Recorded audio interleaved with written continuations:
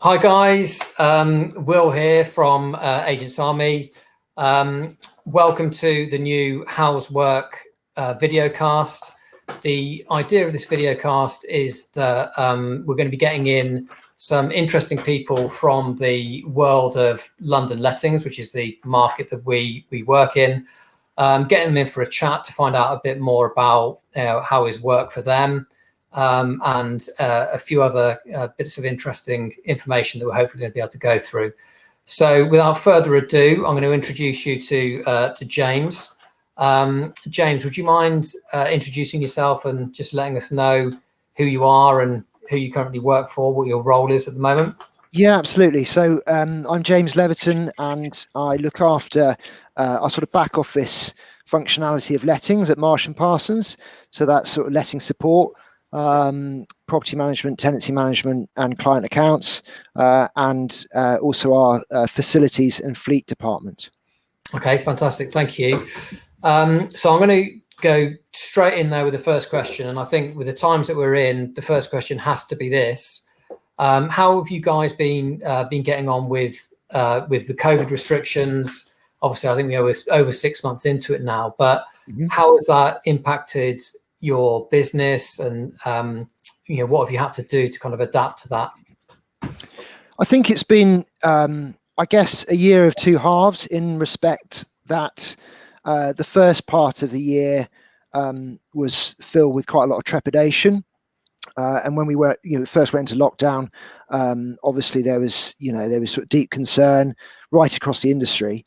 And I guess we're now in a position where we've kind of emerged from that a little bit. And I guess everyone's learnt to live alongside COVID. And a big key moment for us was being able to trade again. When we went into the sort of the harsh lockdown initially, that was difficult. But on balance, we've rounded up the year, or towards rounding up the year, in a reasonably strong position, which is great. It's taken quite a lot of hard work in terms of getting things, it's COVID secure, and all those measures to enable our front offices to continue to trade. But it has made a big difference, and I think now we're perhaps at that point in the cycle where those sort of adaptations have happened, and we've tried to kind of grab some of the positives from that as well. Yeah, okay, that's interesting. I think you talk kind of a lot about the front offices there, but they obviously were completely shut. I'm interested about your guys in the back office, your property management team. What did you? How were the logistics of it when, when we kind of had that day, didn't we, where they said, right, as of tomorrow, all offices are shut, and it kind of, a lot of people went into a mad panic. I mean, I was on a webinar the other day with the ex-CEO from HomeServe, is a massive boiler company, essentially, gas engineers, and they had 4,000 people that they had to send to working from home overnight. And what he said is they didn't have any laptops. Right. So I was just wondering about kind of the logistical challenges that, you're a big company. Yeah. How many people do you employ now? What, within the department? Yeah, about 40. So about 40. So to the logistics of kind of moving everybody to working from home. How did that work out? So we'd already split into 3, I think, office locations. So we sort of saw the way things were moving, and as an initial step, we moved some of our staff to an Earl's Court site where we had some room. We moved others to a Chiswick site where we had some room, and kept a core team at HQ. So we were kind of already made some steps, but as you know, things kind of gathered pace quite quickly. So really did. But that helped us, because it meant that we were already kind of partway there to ensuring some degree of, well, it was office working technically, but equally it was remote from our HQ hub. So that helped, and then when sort of D-Day came, so to speak, our IT department were very supportive, not without glitches. Yeah, of course. But I guess the advantage with, being, say, 40 strong is that, if a third of the team are offline, God forbid, there's still 2/3 to pick up the slack. So it was a bit, it was a challenging time. But yeah, I mean, and initially we had lots of people working from their own personal laptops and PCs and that kind of thing, which we actually still do, so we haven't had to provide those to everybody, but obviously headsets and all that kind of stuff, and we did encounter various sort of tech issues, but broadly speaking, it was smoother than. So how did you get about tech issues? How did you get on with the phones? That was something that we found difficult. I think it was relatively straightforward, kind of getting people on their emails and online. But where we found it a bit more tricky, where we had a few more issues, was around the phone calls. And obviously, we're kind of similar to you, that we take a lot of inbound phone calls. And so making sure the phones are working is one of the major things. How did you get on with that? Yeah, that was difficult.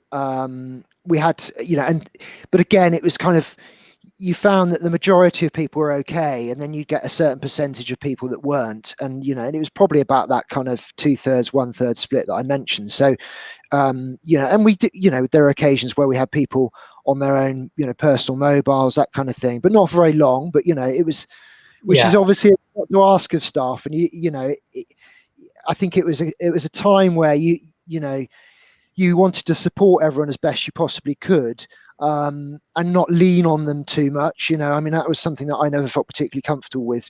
Asking people to use their own personal phones, that kind of stuff. So we were very quick to kind of address those issues. But as I say, most people were okay, and then it was a question of kind of picking off those individuals that were struggling, and really focusing on those cases and getting them going as well as we could. Yeah. Okay. And so, like most people working from home, I presume you've been working from home most days as well. Yes. It kind of seems like it's probably something that's here to stay now. I mean, I don't know. All industries are different, but we've kind of made a decision that we're going to move to what a kind of a blended model, where people can work in the office sometimes, work in their home sometimes. So it feels like, as a general thing, that working from home might be something that's here to stay, or at least these kind of blended approaches. What are your thoughts on that? Yeah, I agree broadly. I mean, I think that before we went into lockdown, we were, traditionally, a 9 till 6, 5 days a week operation. And I think that mirrored perhaps the front end, although, they do slightly extended hours beyond that. But we were, I guess there was a degree of trepidation. And, I think when everyone's in one office under one roof, it's very easy to monitor productivity, etc. But actually, we discovered that there are other ways you can do that, and it's opened my eyes to a new way of working. And I think traditionally I came from Foxtons way back when, and then a long time here at M&P, and we become slightly institutionalized ultimately, and I think that it would be disappointing not to learn some lessons from what's happened in the last 9-12 months, and draw on those. And I think going forward, we're looking at that now. So you mentioned blended working. I think everyone identifies that the office is a useful space for company culture, for training, for collaboration, but equally what we've discovered is that people can function perfectly well remotely at home. So that's sort of where we're headed, I think. And I think that's a really positive thing to come out of all this. Yeah, I agree. I think it's amazing that you talked about Foxtons and Marsh and Parsons. I was just smiling when you said that, because people watching won't know, but you were my first boss at Foxtons when I started there as well. So for everybody who's watching, so about 15 or 16 years ago, we were both in the property management team there. But yeah, I think you're right there. It's about the companies that are going to be successful off the back of this. I think are the ones that are going to be adaptable, the ones that are just desperately waiting for a time when they can shove everybody back in the office.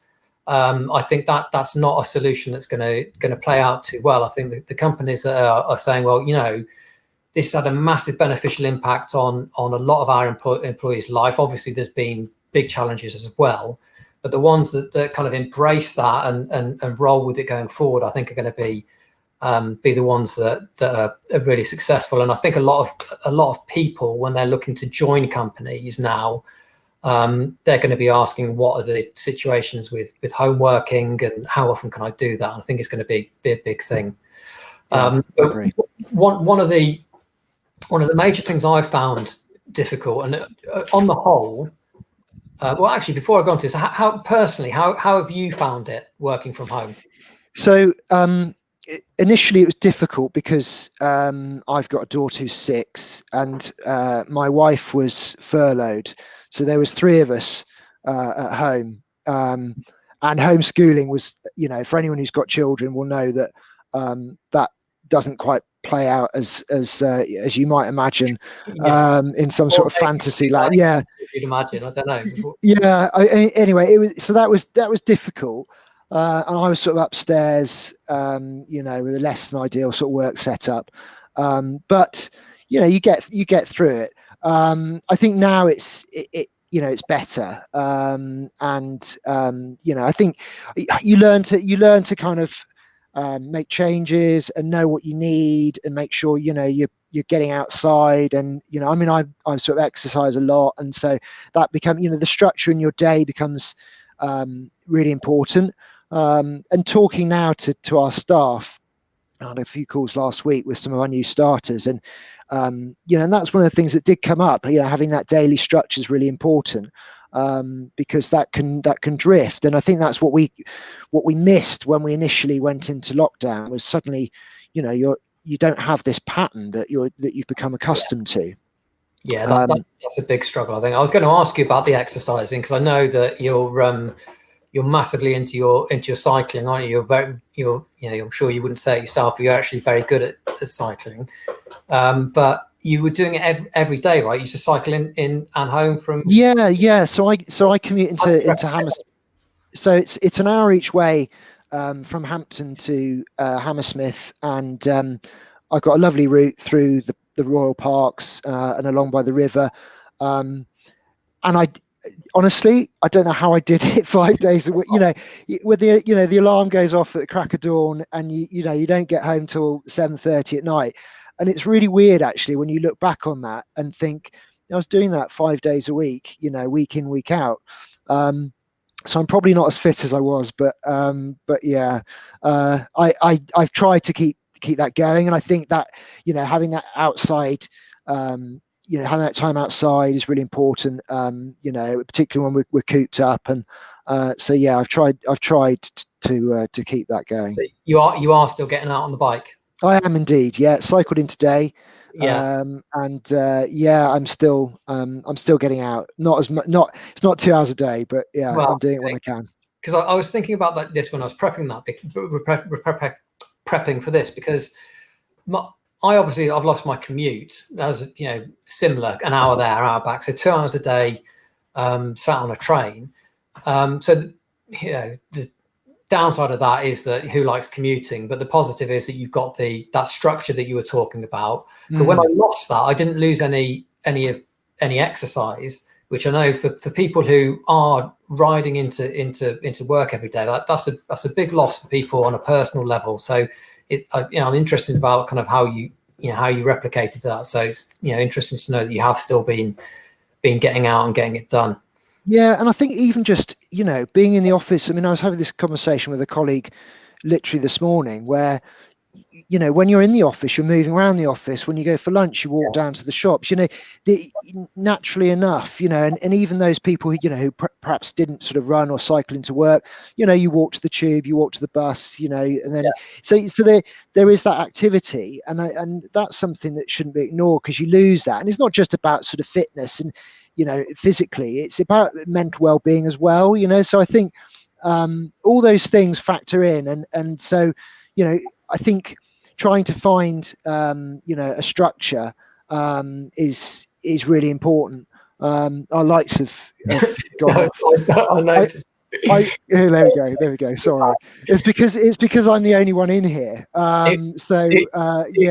It was just as you were talking about making sure you're getting up and moving a lot, and you hadn't Yeah, moved. yeah. So Perfect. Perfect timing. Yeah, I think that mental well-being thing is such an important point that I think I hadn't really thought about it, but you're right that even when I was going to the tube, I was walking. So I was probably doing 10, 15,000 steps a day just on the walking that I was doing. Maybe I've overestimated that. I don't know, but I was doing some. Yeah. It, to lose that, I think that potentially does have an impact on your mental health. So I think for me, I've actually really loved lockdown. I think I was saying to Amy, my wife, last night that I'm spending hours a day each day with the family now rather than minutes, which has been an amazing thing for me. I've really enjoyed. But what has been a downside, I think, is certainly at the start was being active and those things that you get. I've definitely moved into a more kind of sedentary lifestyle. Not that I was the most active anyway, but I think probably a lot of people who are watching this and a lot of people who we work with may have fallen into the same thing. So I don't know. Do you have any suggestions or advice on how people can get any routine? Or I think for me, it's always about getting it done early if you can. So when we first went into lockdown, I was getting up at the same time that I traditionally got up in the morning, which sort of 6:20, something like that, and getting out on my bike and back before the working day starts. So if I found that if I left it, then then you get on, you get into stuff. The working day finishes and you don't. I found that harder to motivate myself. So I think it's, equally lunchtime is really good. So, that was sort of early lockdown. And now I've kind of adapted a little bit. So now I'll use my lunch hour to try and get out on my bike. And even if it's just a walk, and I mean, that's what, we've, as you allude to, we've got, young families and, taking Isabella to the park and those sorts of things. I think it's just having that time outside, and a bit of exercise, a bit of activity. It just helps. I think it really helps sort of, to drop that into your working day where possible. Yeah, I agree. Okay, so I wanted to move on to something about that's been that we've been trying to work on a lot at our company. It's been something that we found quite difficult. One of the kind of big losses that we've had when it's come to the working from home thing. And it's around about kind of the human aspect of what we all do. I mean, we're sat here on, it's not Zoom, but the equivalent of a Zoom call, which, you will have had loads of them. I've had loads of them. Probably everybody who's watching them had loads of them. And you do feel like you miss a bit of that human interaction, that human contact. It's that thing where you go to the kitchen, you make a cup of tea and somebody's in there and you just ask them, how's things? And you get into a conversation about, my dad's been ill actually. And, and you just talk those things through and you miss those we certainly felt like we've been missing those. And the same's true outside the company as well with clients. So it's been much harder to get that kind of interpersonal relationships that we normally like to do with our clients, to get that kind of human touch. So I'm just wondering how you found that, if you found that an issue at all, or there's anything you managed to do on that front. I mean, I think I was thinking about this, and it's a bit, I've never been in a long distance relationship, but I suspect it's probably a bit like, you kind of need to make that level of effort, and I think that ultimately it sort of comes down to that. It's kind of, how much you are prepared to put into that and how much you're prepared to sort of, really think about the importance of that. And it is difficult, and we've tried to keep that going with team meetings and one-to-one meetings. And yes, we've used all the same sort of tools that everyone else has used for this. But, if you let it drift, then that's when it becomes a problem. So you have to be quite disciplined, I think, with that.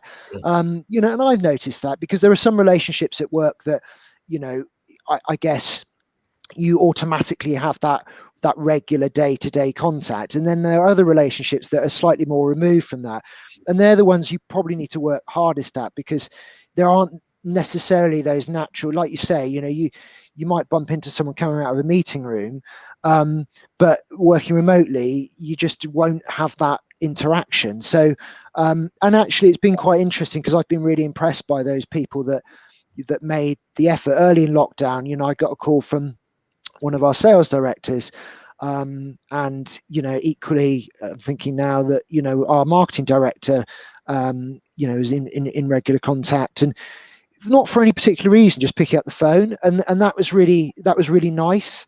But I do think it takes some discipline. I could probably do better at that. As I say, those regular people that I'm in touch with on a day-to-day basis, yeah, that's no problem. But it's that wider circle, and we have tried to think. I mean, fortunately, I've got some great managers who, really worked hard at keeping that regular contact going. Maintaining team meetings, all that kind of stuff. And we have used, when possible, head office as a hub, as a base. So that's been really, really helpful when we've got a requirement, and obviously when we could, for good reason.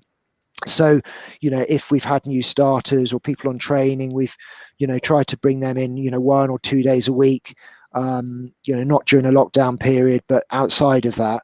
But they do miss it. Again, referring back to these conversations I've had with people, they do miss that office environment and the banter with their mates, and all that kind of stuff, which is a big part of our company culture. So it is a challenge. Yeah, definitely. I think, first of all, I absolutely love the long distance relationship idea. So long distance relationship with 40 people. Yeah. It's a good one. But I think in terms of saying that people do miss it, one thing that really surprised us is our lease on our office came to an end in September. So we've moved out of our office and moved into a different one, like more of a shared working environment.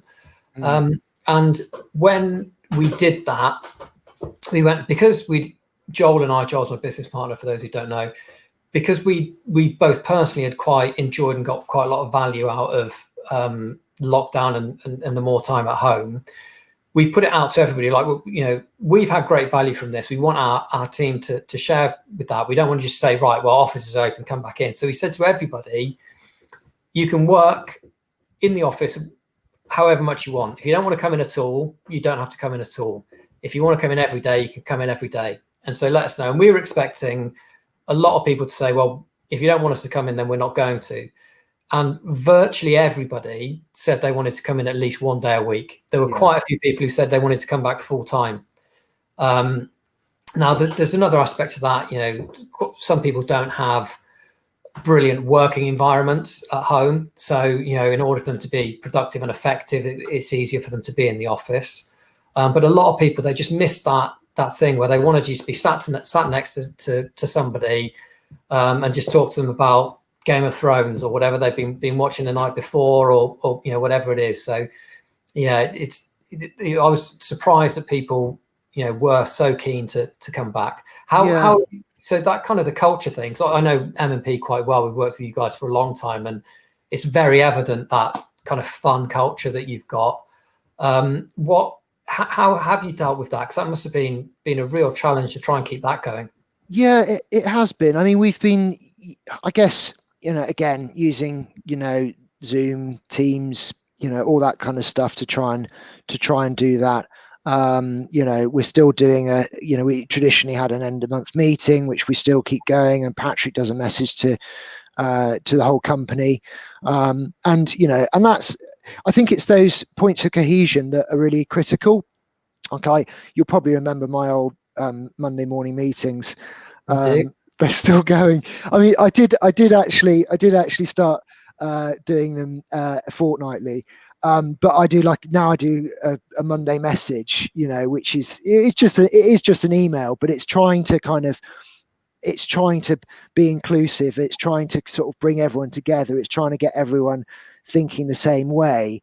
And I think those little things can be quite effective. we've times where we felt people have really had a need to come into the office, and you touched on kind of the mental health aspects of things. Sometimes people just need a break, they need to change a scene, they need or they need some support with something. Their inbox is brimming and they need to sit down with their manager in an office, in a physical space, and just work through that. And so and obviously it goes without saying that we've done that in a COVID sort of secure way, and we've got desk dividers and all the rest. And there's been, very, very few people in our HQ, but I think you have to, as long as you're adhering to, I think all of us have got a true responsibility to adhere to those guidelines. But as long as you're doing that, I think if you can make things easier for people and have those, if they need to come in for a coffee or whatever it is, then allow for that. I think, you also have to sort of manage for everybody. And, you talked about your, the home life situation and spending more time with the family. And I share that because I've got a similar setup, but, someone that we hired 3 weeks ago, who's just moved to London, has a completely different perspective on that. So I think it's really important to kind of identify everyone, and we try to do that as best we can. Even when it goes down to sort of things like, people's commutes, and someone's coming from a long way out, they're going to feel more sensitive about that if they've got to change trains 3 times, or so you've just, I think, got to be really understanding ultimately. I think that'll become a part of the recruitment process as well going forward. I think is going to be asking people about their home setup, particularly people who want to work from home. And this is something that we started looking at, is making sure people have got good enough internet, making sure they've actually got a set space that they can allocate to doing their work. So I think that's going to be something that will become part of how we recruit in future, is actually asking those questions, and so that you can make allowances for it, because you don't want to miss out on good talent because they haven't got X, Y, and Z. So it's trying to make those allowances. Definitely. James, I'm going to move us on if that's okay.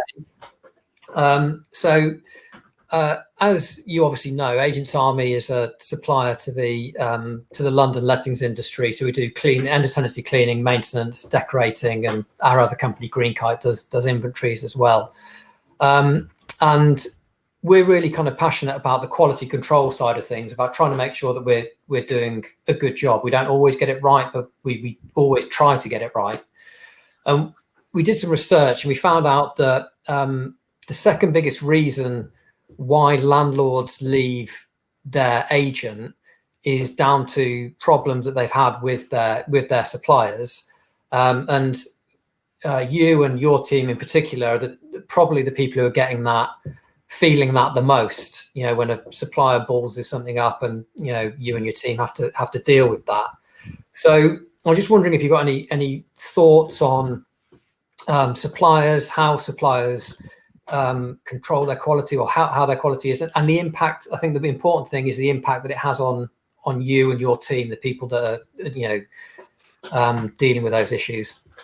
Yeah, it is really difficult because the supplier will always be seen as an extension of our business, and as much as that that's not necessarily true, that's how it's perceived. So we just, that's the way we have to look at things. I think we're quite careful with who we work with, and who we work with typically are sort of quite long established relationships. So I think there's we don't have a massive list of suppliers that we use. We've got a preferred suppliers list. I know that's something you've talked about in the past, of being important, which I agree with. And we sort of quite cautious about who goes onto that. And as I say, the people that are already on that have been suppliers that we've worked with for a great number of years.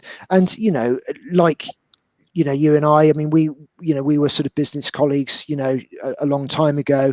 And actually it's not dissimilar in terms of who some of those suppliers we work with, because it is relationship based, and actually some of those suppliers have worked in the industry before and therefore tend to have a pretty good understanding of the demands placed on us as custodians, if you like, of a landlord's property. So I think that helps. But yeah, I mean, it's something that that can be difficult. I think one of the problems comes with ultimately with price, and I think that there's sometimes a perception that the cheapest supplier is always the best, and it's a funny one because people will happily I mean, if we make the analogy of cars, one of our typical clients probably wouldn't go out and buy a second-hand banger with 100,000 miles on the clock. Yeah. They because it's the cheapest option in terms of their car. They'll go and buy a German-made 50, 60 grand car, and it's a weird one because actually when you think about people's properties, people sort of somehow have a slightly different view in that they're not prepared to spend what you sometimes have to spend to get something that's really good quality. So, I think people are quite can be quite paranoid that with maintenance, that somehow, because they don't necessarily know what's going on, they don't have a sort of technical understanding, that there's people are trying to hoodwink them, and the only sort of measure of that is that of how expensive or cheap it is, and it's a lot more complicated than that. So yeah, I always find that's a bit of a strange one. But yeah, I mean, we look for a balance of all those things. Service is really, really important. Quality, price, of course, is important. But there's a whole load of other measures that sometimes people don't take into account. Yeah. Okay. I think the price thing's really, really interesting. I think when it comes to maintenance, I know this from owning my own home. It's that something goes wrong and you have to fix it.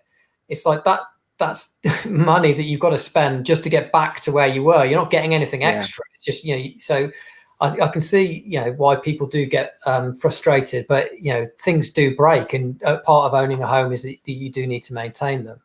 You talked about the preferred suppliers list. As you rightly say, I've kind of banged the drum on this quite a bit before. I really think that one of the biggest thing agents can do to control quality is have a proper preferred suppliers list. I mean, all agents of your size do, but a lot of smaller agents don't. But I really think that having that preferred suppliers list in place is one of the biggest things. But how do you, what are you looking for? Because you must get, say, like we're a cleaning company, you must get, loads of cleaning companies coming to you saying, oh, we want to work with Marsh and Parsons. What are you looking for from not just a cleaning company, but any supplier when they say, look, we do X, Y, and Z, can we work with you? I mean, broadly speaking, a quality of service, a supplier that has an understanding of, I suppose, the work that we do, and what I mean by that is, it's here we go. Sorry, is volume. So we need. It's no good a supplier who can't cope with some degree of volume, because obviously we are, you're talking 6,000 properties or something like that, that they would need to potentially service across all our offices.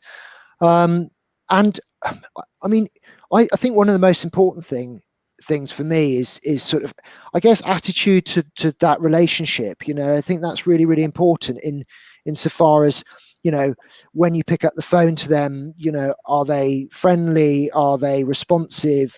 Do they, take their work seriously? If they're, another big one is problem solving. I mean, it's going to things will go wrong. I mean, that's sort of the nature of the beast, if you like, with what we deal with. And so, measuring performance in terms of, when stuff does go wrong, or keys are missing, or there's a problem, with timing or whatever it might be. Do they adapt? How do they take that in their stride? Sometimes you have to apologize for things that aren't your fault. That's again, that's one of those things, and it's really important that anyone we work with has an understanding of that and a willingness for that. But we also have our end of the bargain to hold up as well. And I know that there are large agencies, companies that can lean on their suppliers, and I've always thought that was wrong. So you want it to be a two-way street. That's one of the things I was going to say, and I think that is important with my supplier's hat on here rather than my videocaster's hat on. It's one of the frustrations that you do have is when you deal with companies, and it is kind of like, right, do this or we're not going to work with you anymore. So you always do it because you have to. And it leaves a sour taste. And so I think when you've got that great two-way relationship where it's what we would always ask is, if there's been a problem, if you say, look, I know you haven't done anything wrong here, but if you could just call the landlord and suck it up, we will do that. No, there's no problem. So I think it's that two-way street of not always kind of demanding that the suppliers kind of fix any problems. I mean, but then the other side is if you make any problems, then you've got to hold your hands up and get out there and fix them. And if necessary, put your hand in your pocket and pay for them. Yeah. I think, there has to be an understanding that, with a certain stream of business, things will go wrong. And sometimes, there'll be a cost to cover because everyone's pointing at each other, and it's just, but equally that's exactly the same in what we do. So I think as long as everyone can be kind of adult about that and understand that there's a bigger picture, then I think that works. But I think fairness is really important. I think that fairness in the relationship is really important, and I think that's how you I mean, at the outset I was saying that the suppliers we've worked with for a long time, 10, 15 years longer. That's why, that's why, and like why, that's a great thing, so it works both ways. And if you can maintain that relationship, then you'll forge long and lasting relationships. It goes back to that human interaction thing that we were talking about earlier. I mean, it's slightly different because we're talking about kind of those little interactions that you have with your team and your colleagues. But I think that there's a major part of that with the agent supplier relationship as well, where when you guys are ringing up to book us, to having that little conversation, just those small touch points, just for a moment in time, where you can build that relationship. I think that's really valuable, because just on a human level, it feels good to have those conversations. It feels good to be speaking to somebody who you trust and who trusts you. So I think just purely at that human level of building those relationships, it makes everybody's day better. Yeah, definitely. I mean, you become friends. You become friends with suppliers. Even when back when I was working as a property manager, that's kind of a big part of the job. And actually doing the job to your fullest, I think that almost is a prerequisite, because if you're friends with people and you can pick up the phone to them and say, look, there's a problem here, can you help me out, there's an emergency. More often than not, if you've got that relationship, they'll turn around and go, yeah, absolutely. And that makes you better at your job. That's a very good point. Do you take any interest in how your suppliers manage their quality? I mean, I've touched on kind of quality control already, and I'll come on to asking you about how you do that in a minute. But I was just wondering about if you take any interest in how they do it, or is it just that if you're not getting complaints, then you're okay? I think to be honest with you, because the relationships are established and have been for quite some time, I don't have huge concerns over that. But yeah, I mean, I think it's something that we've got a suppliers individual who works with Luke, you know, in our office, who deals with suppliers, and you know, we collate feedback from the teams. And that goes to him. He feeds that back to the suppliers. So yeah, I mean, it's something we take an active interest in. I guess the problem with you know, currently, in terms of actually getting out and looking at jobs, you know, that's a bit more challenging. Yeah. But you know, and at times we have to rely on our front office staff to do that. Because you know, that is one of the disadvantages, I guess, of being centrally based. You know, and there's pros and cons to both models, of course, but that does make it more difficult. You know, if a property manager's got to get, you know, halfway across London to look at something, so we do sometimes have to rely on those lettings negotiators and managers to help us out in that respect. But yeah, I mean, we, you know, as I say, we collate the feedback, but I guess because we've got an established panel of suppliers, which isn't huge, it's easier to manage that, I think. Okay. And how do you guys, so just talking about the quality control theme, how do you guys know if your team are doing a good job? Feedback is important. It's easier in the office. So again, this is kind of this is something that that perhaps we were a bit fearful of when we went into lockdown, because you know, we invest quite heavily in training, but we've got an open plan office, and you know, you can hear those conversations, and you know, if someone potentially is not handling something as they should be, and so when we moved to remote working, I mean, there are other measures that we took. So we looked at phone calls, we looked at email output, you know, and not in a big brother kind of way, but you know, we had to have some sort of key measurables. You know, we can see when people log in and log out and all that kind of stuff. And maybe some of those measures were sort of born out of, I wouldn't say mistrust, it's too strong a word, but you know, it was a very alien situation for us. So, you know, we were used to having people in the office. And so, you know, we took steps to go, okay, well, we need to monitor this and this and this. And time has sort of proved that actually people, you know, fortunately, the people that we hire and that we train, and we invest a lot in that, and we're careful as to who those people are, work brilliantly. You know, they've got a sense of responsibility, they've got a sense of care, they've got a sense of duty. You know, so some of those fears perhaps were a bit ill-founded, but you know, I think feedback from, I mean, one of the other things that we do a lot is we get feedback from other people within the business, because ultimately you can't, and we do client you know, feedback surveys and things like that, but you can't phone up, you know, half a dozen landlords out of the blue and say, you've been dealing with so and so, you know, what's that been like? Or it's difficult to do that.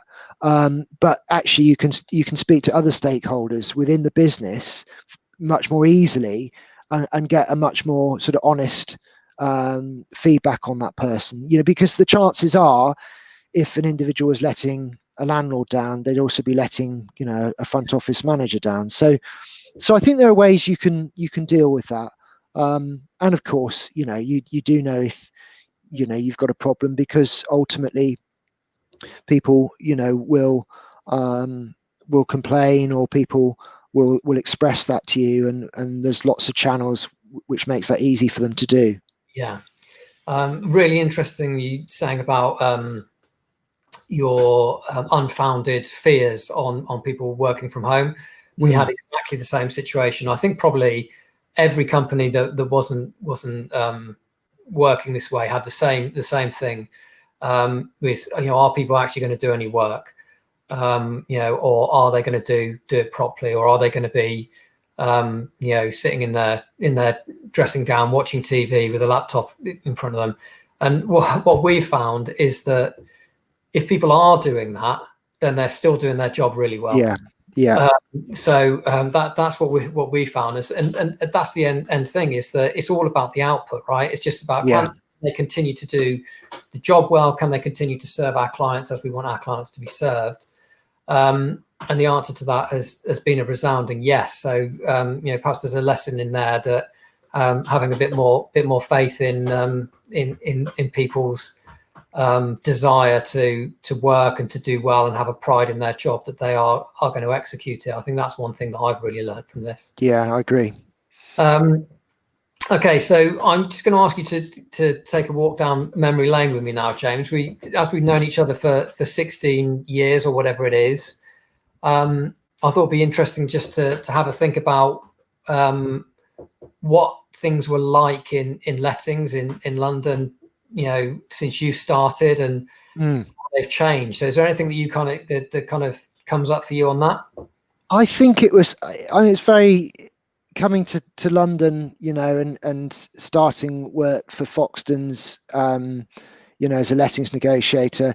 Yeah, it feels a long time ago. I think, culturally. How long is it? Let's put a number on it. It was to the year 2000. There you go. Wow, 20 years.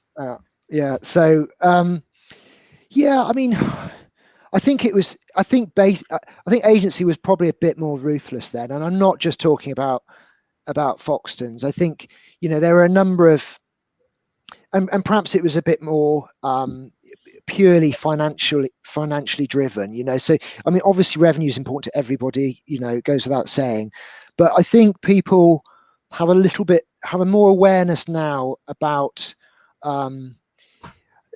things that stem beyond that, and I think the quality of service that you give, the culture that you create, a sense of purpose, all those sorts of things. I think people place more value in now, whereas I think perhaps back then it was more about look, how much money are we making today, and that's I guess that's kind of how it felt a little bit back then.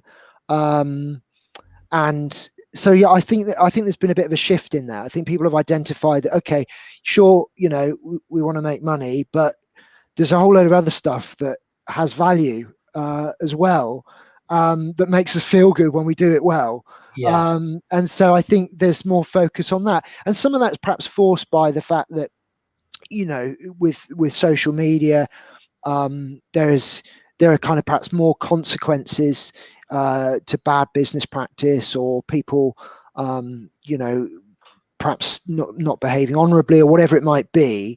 But I think there's just been a more sort of human shift in that direction, where people understand that to get fulfillment, it's not just looking at a bank balance. It's doing something well. It's those interactions, those relationships that we've talked about. It's all those things are so important, and actually they contribute so much more to our sense of, I guess, well-being, but also, that sense of purpose within a work environment, those relationships that you cultivate.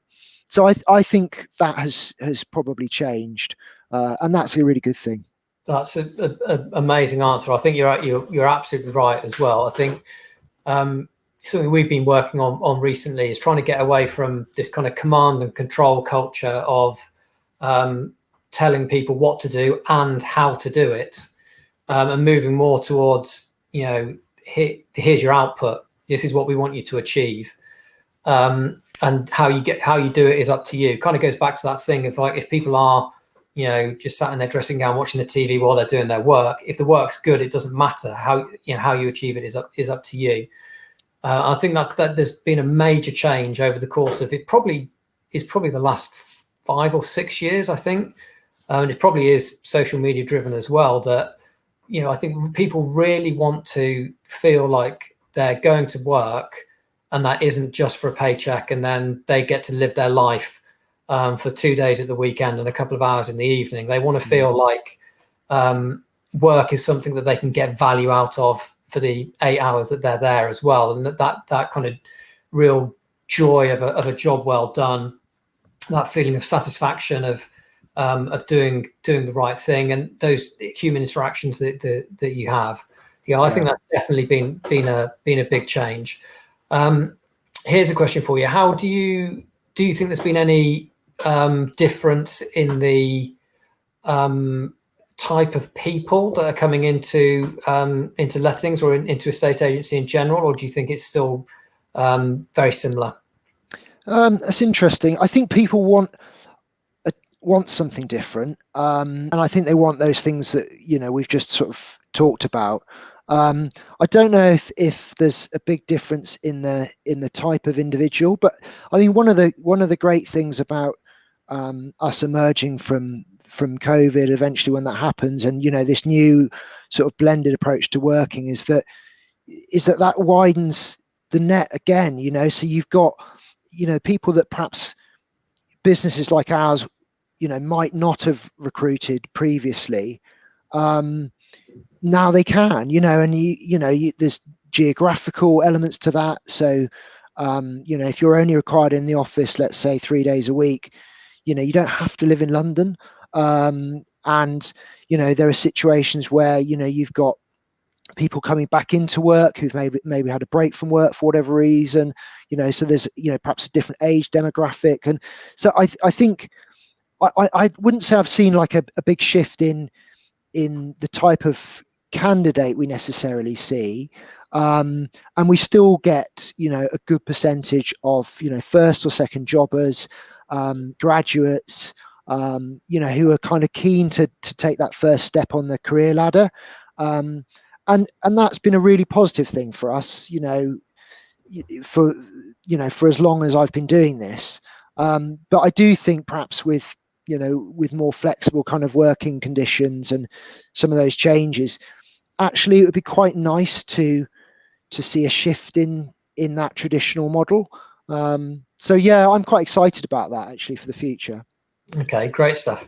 The reason I asked you about kind of different type of people, it's something that I've kind of thought about a couple of times, that when I started in property, and you and I are quite similar in some ways, that we both come from small towns or rural areas. I think you're from Somerset, aren't you? I am, yeah.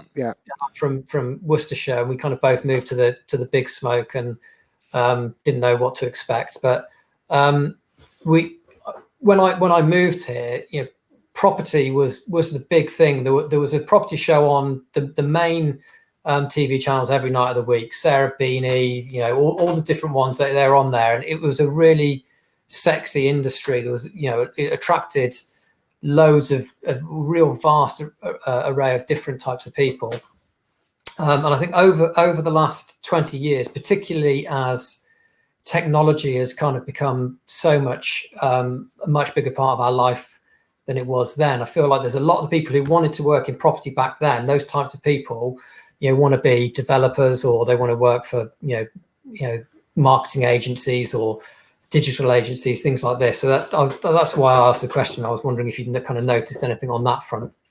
Yeah, I mean, possibly, yeah. I don't think it is quite as maybe it doesn't hold the same appeal as it did, during that period. It's a difficult one. I guess there's so many more ways of working now. It's not like when if we say 20 years ago or whatever it was, where you went to get a job in an office. There are different ways that people can make money now. And and social media is a massive part of that, I guess. So yeah, perhaps people are more attracted to kind of different ways of working, and perhaps the kind of the office 9 till 6 doesn't appeal as much. But that's why I think it's really important actually that our business does evolve, and maybe this year has been the shift that it needed, because we probably wouldn't be talking about it otherwise. It probably wouldn't have happened. And so yeah, so that's I have some hope in that actually there's things are progressing and things are moving forward, because it has been the same for quite a long time. Yeah. And the other thing I was thinking about, kind of in terms of things change, I put something on LinkedIn a few weeks ago of that I was doing some clearing out of, it was our office when we moved out, and I found this really dog-eared old A to Z, and it just cast my mind back to remember that when I started Greenkite, the inventory company, when I was going and inspecting properties, to find the property, I had to look it up in a book. There was no mobile phone with a map on it, with directions telling you how to get there. You know, if you wanted to find Nevin Street in W2, you had to look it up, and you find there, right, and then you had to look up which was the nearest station, and you had to work your way there. So I'm just wondering if there's any kind of technological advances, or how things have changed from how things were done when you first started. Loads. I mean, I bore everyone with this. I mean, we used to have to, we'd have piles of paper files, and the front offices were doing deals faster than we could file these things. So, you get someone on the phone and they want a copy of their contract, or, a copy of the gas safety certificate, or whatever it might be. And we go to sort of the back of, we're in a basement in Mayfair, and there were just stacks of these green files, and there was no order to them. So it was so inefficient, and so you'd literally be rifling through these things, which would take ages, just to source a single document. And even then, when they were in the hangars at the back, there were several sort of components to the address, so you never knew what letter it was going to be, under. If it was like the coach house on, I think that's I'm trying to think the second part of that address, but you so it could be all manner of letters, it was crazy. So all that kind of automation and having, just dragging and dropping documents, and all that stuff has made a huge difference. And it's interesting to know, because there's a big sort of tech element to the industry, and I'm aware of a lot of potential kind of tech solutions to stuff, and my view tends to be kind of somewhere in sort of a halfway house, in that some of that I think can have an impact on what we've talked a bit about on this call, which is those relationships and those phone conversations and all those things that actually contribute to somebody's working day. And sometimes I feel, you could go too far the other way and you lose some of that. So, it's all about balance, isn't it?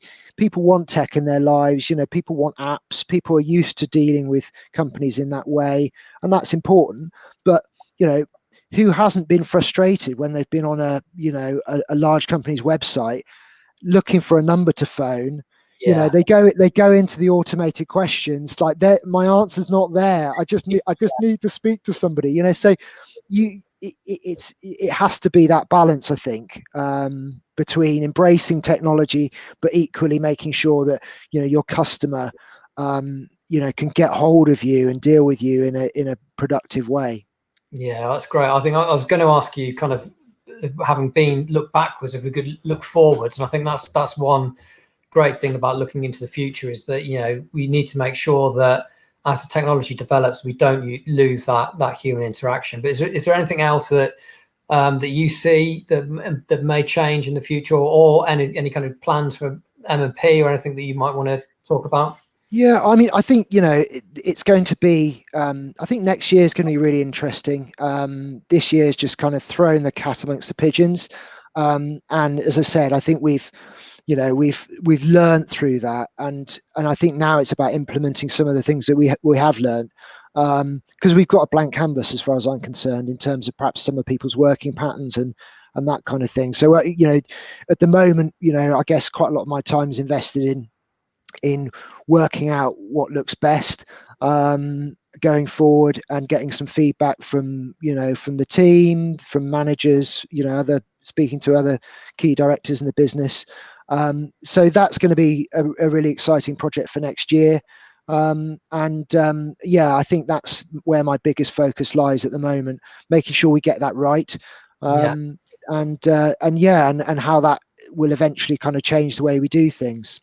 Okay, that's really good. I was just thinking, when you were saying that, about how we I've completely forgot what I was going to say. Doesn't matter. Yeah. It doesn't matter. So yeah, in terms of looking forward, I remember what I was going to say. Okay. It's about build to rent. So a lot of kind of instead of there seems to be a bit of a shift in the lettings market away from kind of buy-to-let landlords or landlords that have one or two properties towards kind of big corporations that have large buildings with bars in there and gyms and kind of having all the TP model and these types of things. Do you think that type of thing is likely to have an impact on the traditional letting agent, or is that the type of thing that you think that letting agents will just become part of that? I think I think there are lessons to be learned from those setups. But equally, there are sort of differences, and I think you have to identify that a large PRS landlord has different expectations to a private individual landlord. So I guess it's about where you position yourself in the market, and that's not to say that those two sectors or those two approaches perhaps can't learn from each other, but I guess a private landlord with renting out their old family home is going to have different expectations and different needs, a different set of judging criteria, if you like, in terms of who they choose to represent them, than a pension fund. So I guess they're different sort of ends of the spectrum. But yeah, I mean, there's some exciting sort of ideas and stuff that are coming from sort of the PRS world, and I think a lot of those have apps for laundry and other services and all that kind of stuff. And I think having some awareness about that and thinking about that is important. But then it doesn't necessarily translate, or it doesn't necessarily translate easily to the standard client. Well, I say standard, but our typical client who might have one or two properties that their primary aim is getting a good tenant, and having a good relationship with that person. So I guess that people want different things out of those relationships. Great. Okay, well, thank you, James. I think we're done. Okay, you're welcome. I've kept you for 2 minutes over your allotted hour, so my apologies for that. Not to worry. I thought that was fantastic, really enlightening. I really enjoyed hearing your points of view, particularly on kind of the human interactions with people and how important that is to you and to Marsh and Parsons. And I loved the thing about the long distance relationships, having 40 long distance relationships at the same time. And I think we can all learn something from that. So that's it. Thank you very much. Okay. Hopefully when this is all over, we can meet up and have a beer and talk things through in person.